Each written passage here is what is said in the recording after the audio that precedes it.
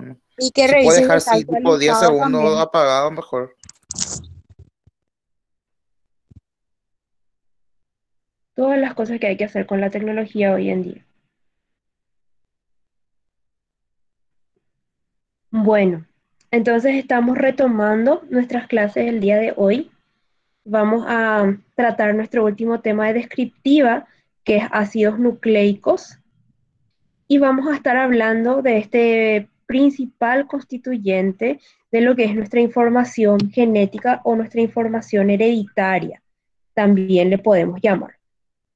Entonces, primeramente, para tratar de entender de cuál es la función biológica de este grupo de biomoléculas, estos ácidos nucleicos son los depositarios de nuestra información genética, contienen principalmente los elementos básicos de las biomoléculas, que son el carbono, el hidrógeno, el oxígeno, el nitrógeno y el fósforo, y tienen un carácter ácido, son un carácter acídico propio de los compuestos orgánicos, por eso reciben el nombre de ácidos nucleicos.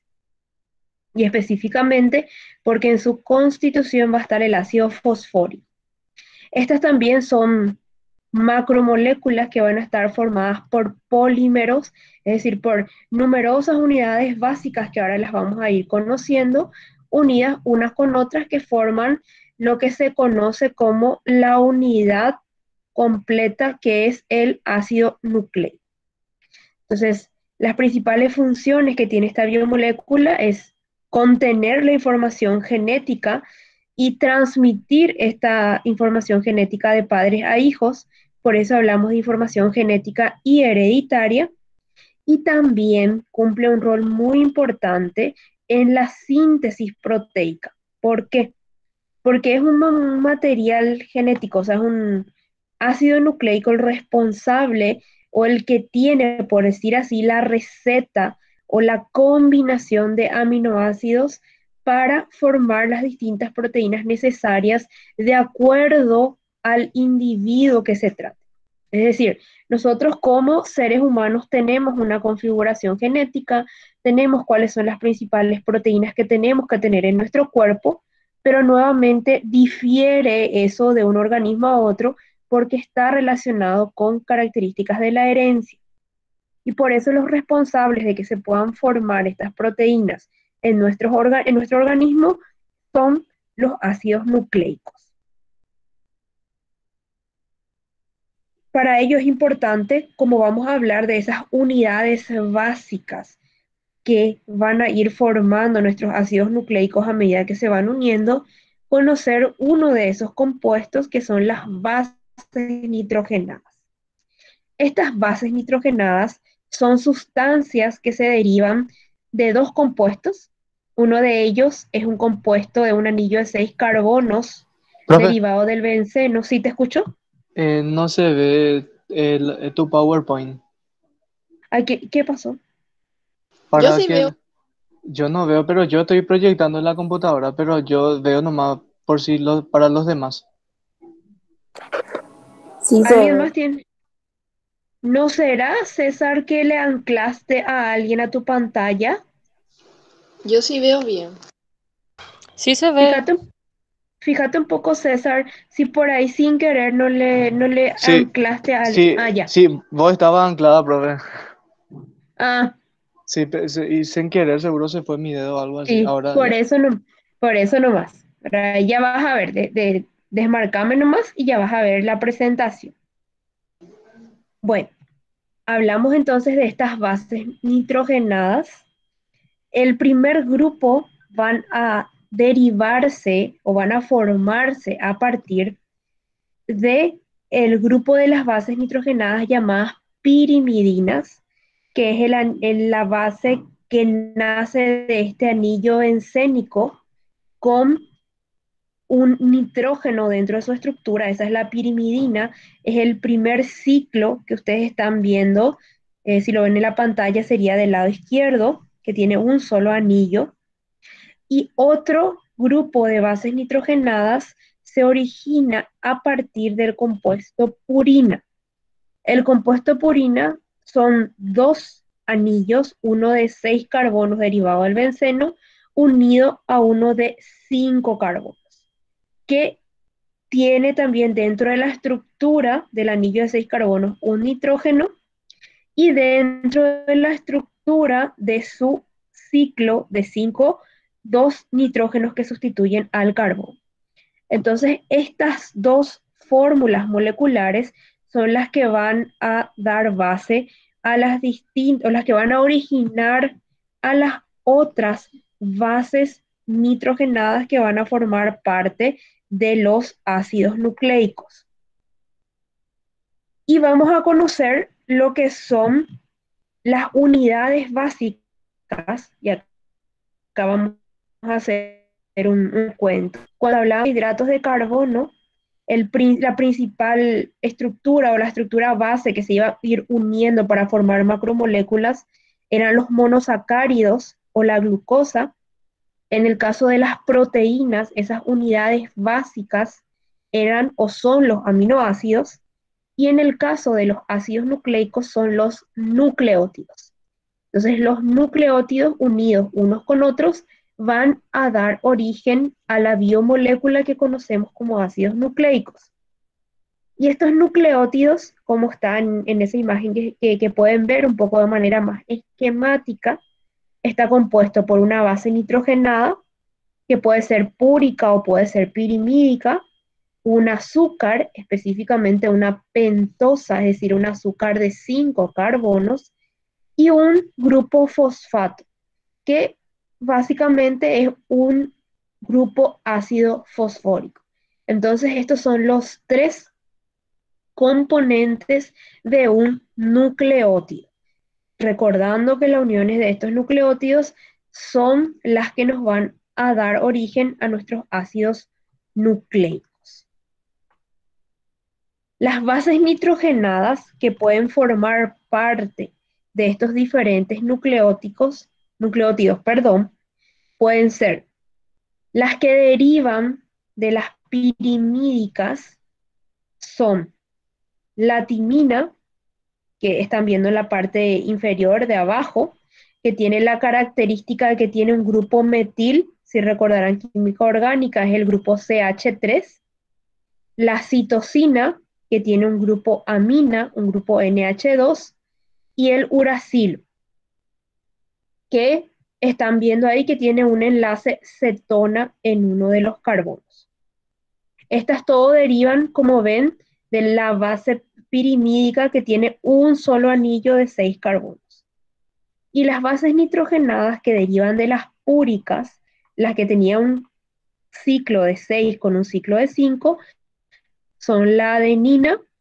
La adenina en su estructura tiene un grupo amina, y la guanina, que también tiene un grupo amina y además tiene un doble enlace que me da el grupo cetona.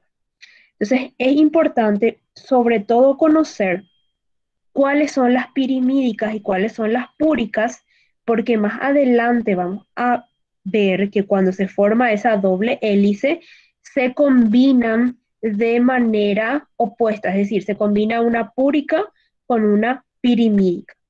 Y probablemente si ustedes ya hayan estudiado en biología cómo se ubican estas uniones de bases nitrogenadas para mantener la cadena del ADN, conocerán la TA y CG, que son las uniones más reconocidas del ADN, la timina con la adenina y la citosina con la guanina. La vamos a ver otra vez ahora, pero probablemente ya hayan hablado de esos pares de base que son los que estabilizan las uniones de la cadena en biología. Y lo vamos a recordar también. Cuando hablamos de las pentosas o los azúcares que forman parte de estos ácidos nucleicos, vamos a conocer también a 2 azúcares que forman parte de estos nucleótidos. Hay una pentosa, y le llamamos pentosa porque forma un anillo de 5 que adopta lo que se conoce como la forma furanosa, Y cuando hablamos del ácido nucleico, ADN principalmente, que es el que conserva nuestro material genético, nuestra pentosa, nuestro azúcar constituyente, es la desoxirribosa. De ahí que viene el nombre ADN, ácido desoxinucleico. Y cuando hablamos del ARN, que principalmente lo que tiene es la información para hacer la síntesis, para formar las proteínas, tiene la presencia de el azúcar llamado ribosa. Fíjense que la diferencia es la siguiente. La ribosa tiene en su carbono número 2 un grupo OH, que es el grupo característico OL o el grupo del alcohol que está presente en los hidratos de carbono que son polialcoholes. Y la desoxirribosa lleva el nombre de desoxi. ¿Por qué? Porque ese oxígeno que estaba en el grupo OL o en el grupo OH del carbono 2 ya no está presente, cambia su estructura. Por eso ese azúcar lleva el nombre de desoxirribosa, pero deriva de la misma base que es la ribosa. ¿Cómo se da la unión de la integración de los tres componentes que forman parte de un nucleótido? La base nitrogenada se une al carbono 1 de mi azúcar, como están viendo en la imagen, tanto del ADN como del ARN. Y este carbono 1 se va a unir al nitrógeno 9 cuando es una base púrica y el nitrógeno 1 cuando es una base pirimídica, por un enlace particular que lleva el nombre de enlace glicosídico beta.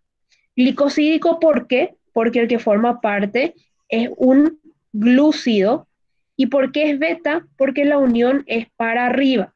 Cuando era para abajo era alfa. Cuando es para arriba es beta. Esto nada más es para conocer.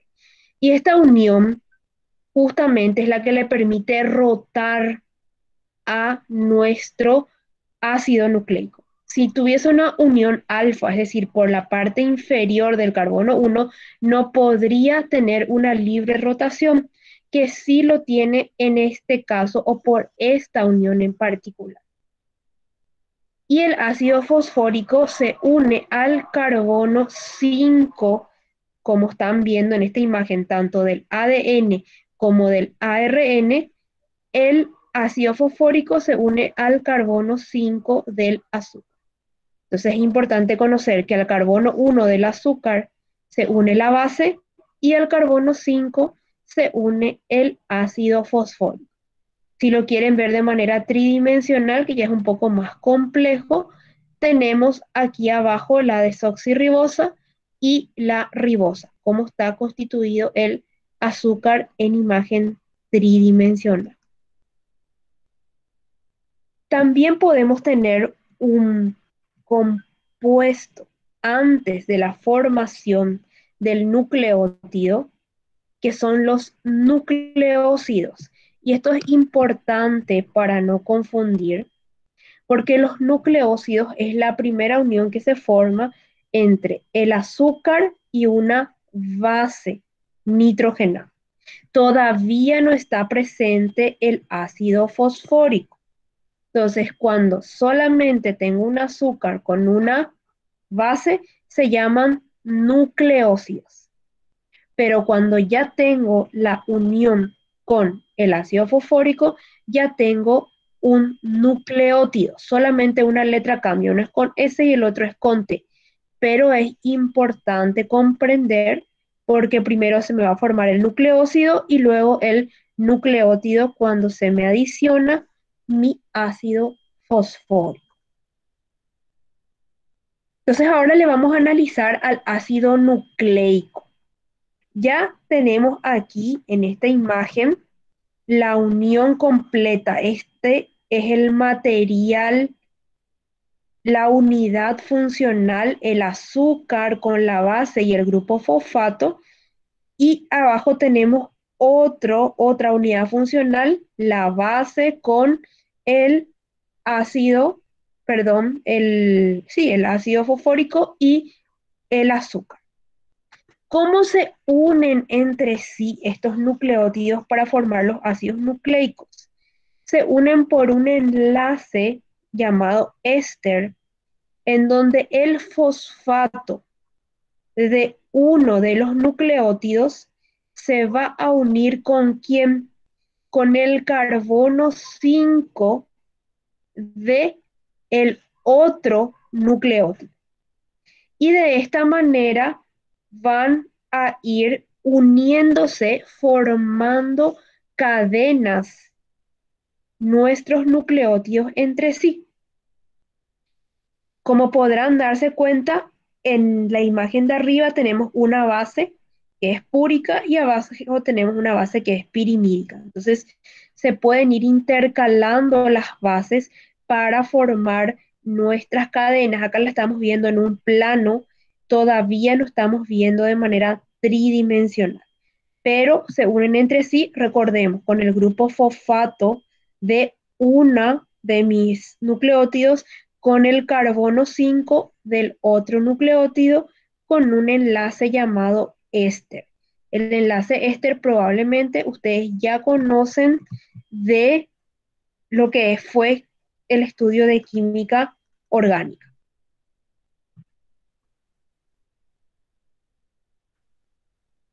Aquí tenemos ya una imagen de cómo se vería de manera en 3D nuestro ácido desoxirribonucleico o el ADN. Este ácido nucleico en particular se encuentra casi en su totalidad en lo que es el núcleo celular. Está protegido por una envoltura y principalmente forma parte del material llamado cromatina, aunque puede existir una pequeña cantidad de ADN en las mitocondrias y en los cloroplastos de los vegetales.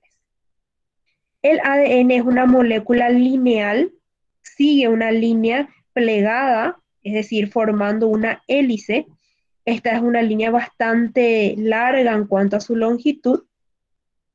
¿Y cuáles son las bases púricas que forman parte del ADN? Son adenina y guanina, y las pirimídicas son timina y citosina. Entonces, para conocer cuáles son los 4 pares de base, de ahí el nombre que se estudia en biología de los 4 pares de bases nitrogenadas que forman parte de nuestra información genética o del ADN. Entonces, ¿cuál es la estructura del ADN? Vamos a tratar de entenderle un poco a nuestro ADN.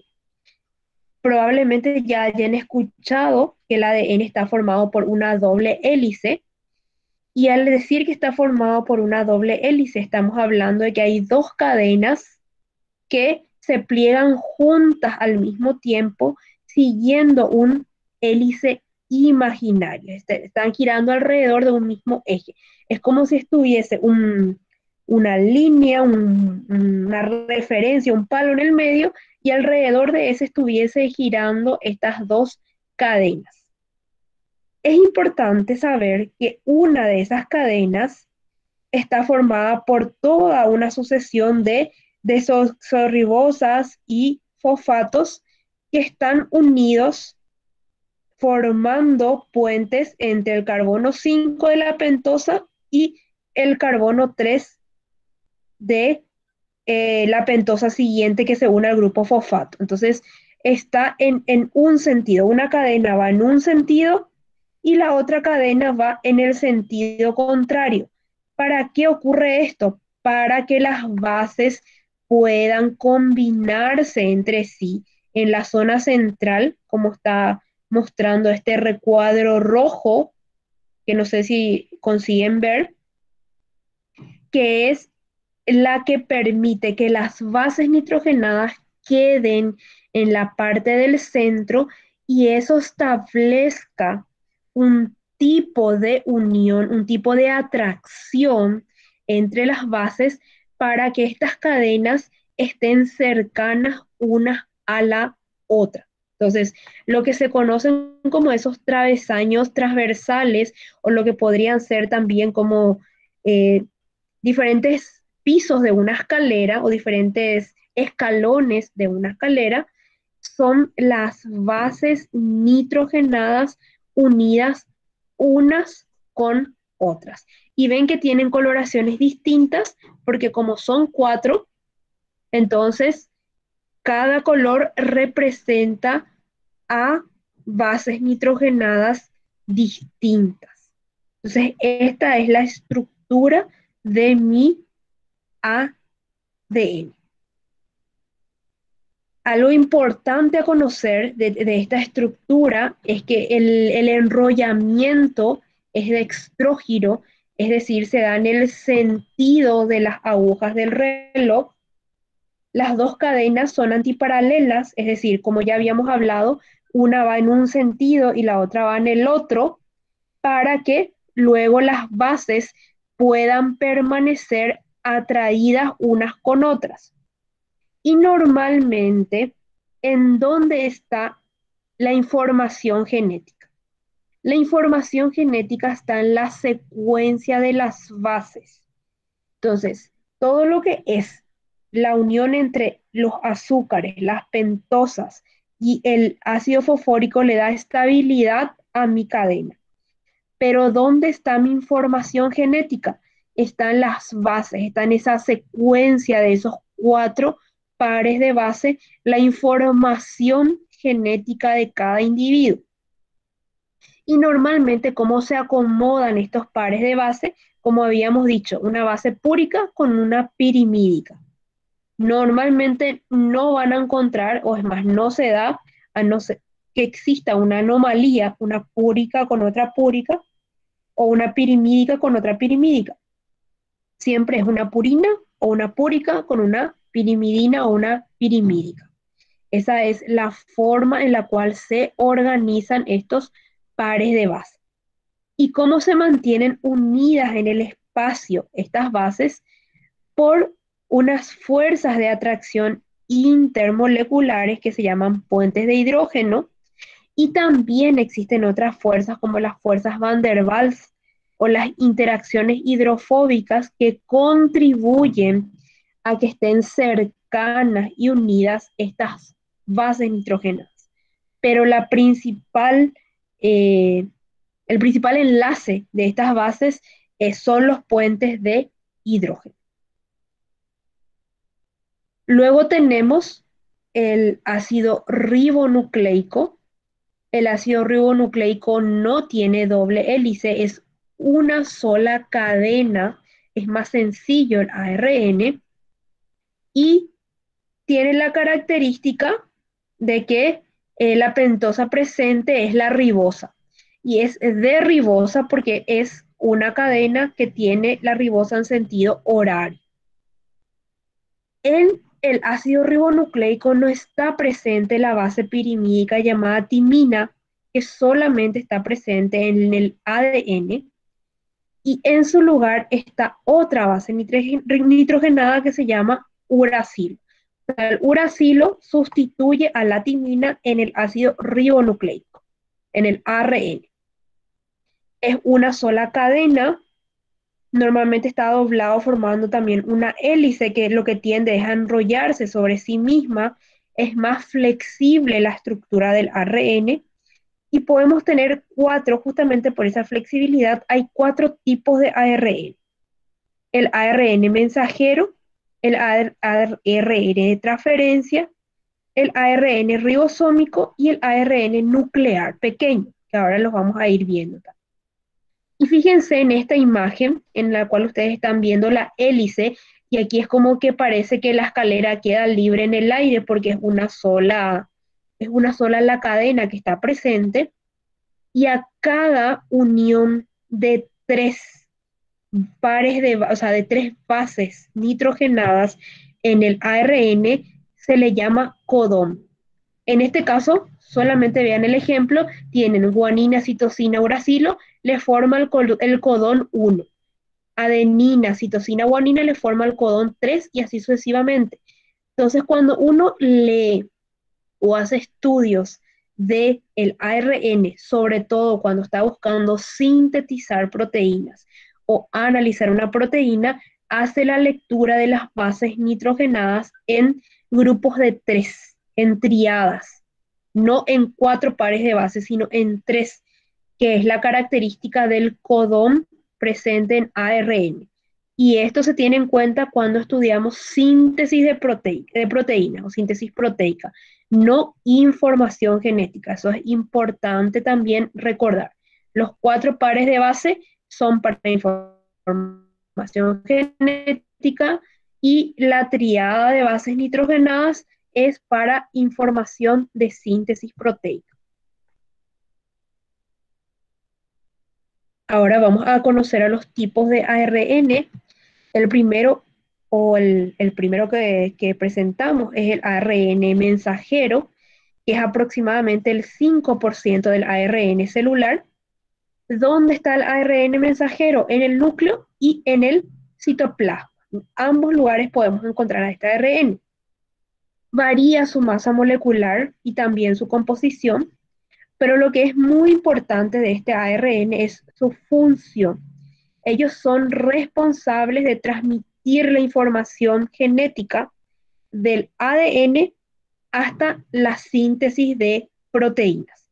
Básicamente el ARN mensajero es el que lleva esas recetas o el libro de recetas desde el ADN, desde la información hereditaria hasta el ribosoma, que es como la fábrica en la cual se fabrican nuestras proteínas. Entonces, esa es la función del ARN mensajero, es el que lleva la información. Y normalmente este ARN mensajero se va formando conforme a la necesidad y tiene una vida media de 6 horas. En los mamíferos se va a ir renovando conforme a lo que sea necesario. Y cuando hablamos de bacterias, la vida de ARN mensajero es mucho más corta, porque es mucho más rápida su síntesis proteica.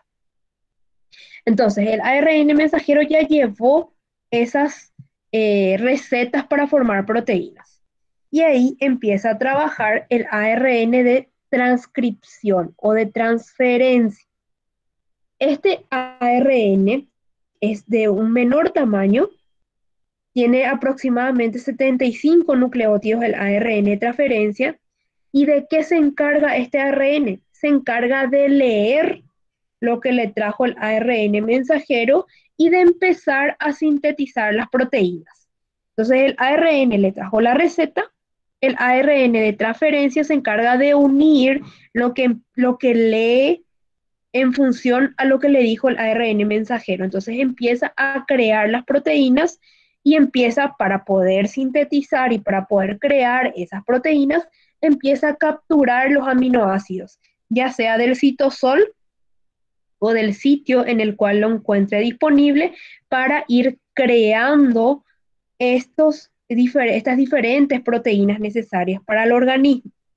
Por eso le decimos que actúa como una molécula adaptadora, porque ubica cada aminoácido en el sitio que le corresponde.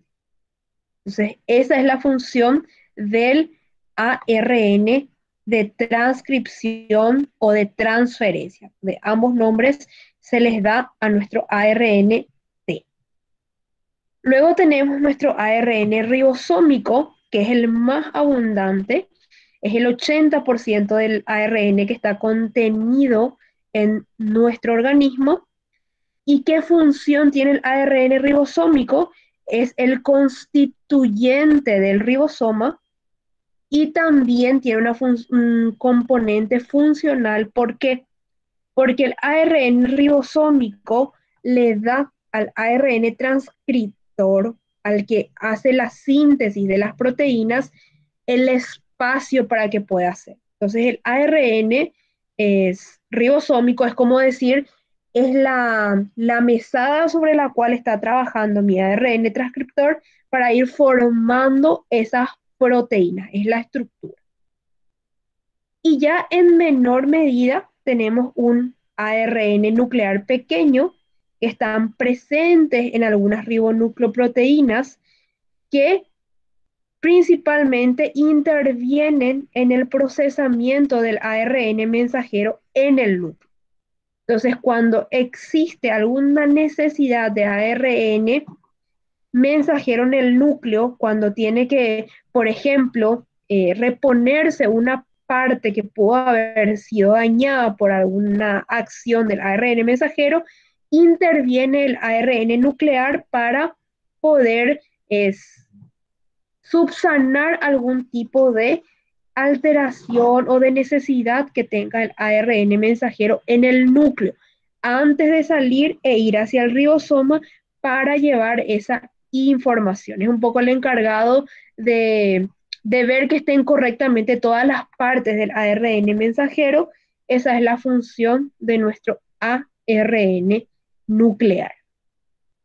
Bueno, y esto era lo que yo les quería presentar hoy sobre los diferentes ácidos nucleicos. Yo sé que probablemente ya hayan desarrollado algunos de estos contenidos en biología, pero es importante conocerlos desde la parte estructural de la bioquímica. Entonces he visto que alguien activó su micrófono. Si tienen alguna pregunta, alguna consulta. De mi parte, ninguna, profe. No, profe, no está mal volver a dar, aunque dimos ya en otras materias, porque, porque igual algo que no aprendimos, por ejemplo, en química biológica, aprendimos acá, o viceversa, ¿entendés? Entonces siempre está bien volver a ver algunos temas, porque siempre se dan aparte otra vez como pequeñas aristas que no sabíamos, y como siempre yo digo, la información nunca pesa, o sea, la educación nunca pesa. Sí, y estamos sobre todo que nos interesa desde la bioquímica de ácidos nucleicos que ustedes le conozcan a esa unidad funcional que es el nucleótido y cuáles son sus componentes. Eso es lo que desde la bioquímica nos interesa que ustedes puedan recordar y puedan tener presente. Este capítulo yo les recomiendo, pueden leerlo tanto del libro de Blanco, que lo tiene bien resumido, o pueden leerlo y probablemente ustedes ya conocen el libro de Solomon, el de Solomon y Villette, que probablemente usaron en biología, también explica muy bien la parte de ácidos nucleicos. Entonces, el que tengan a mano lo pueden leer para recordar. Como les comenté al inicio de este encuentro, esta es una clase de recordatorio de esta biomolécula también de mucha importancia para la vida.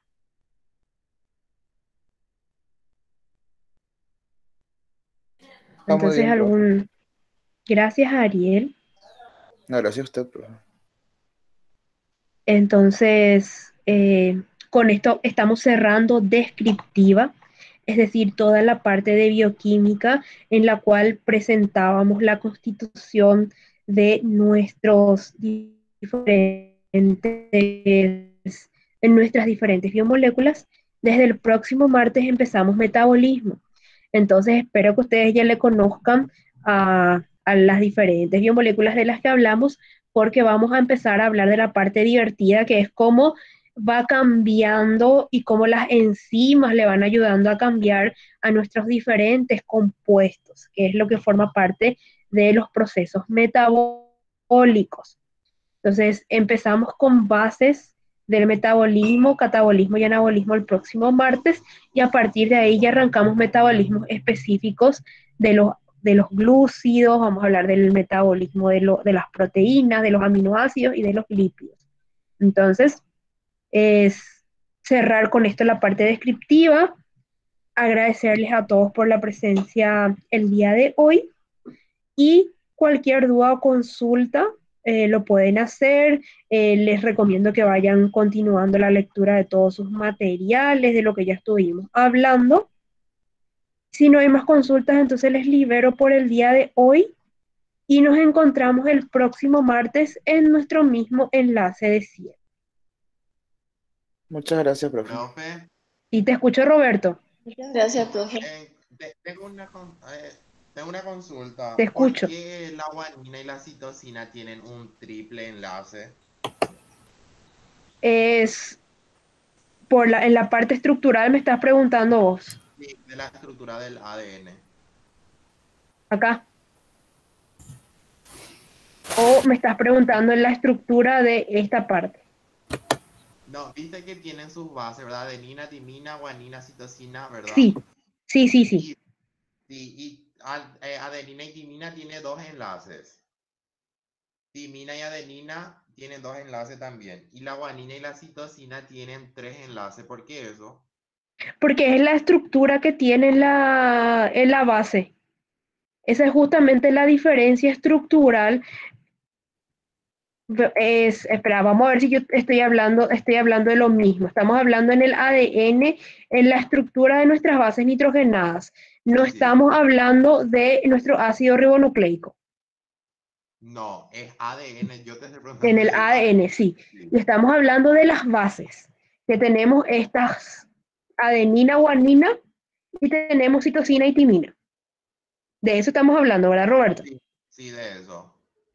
Sí, que son las que se combinan entre sí, una púrica con una pirimídica.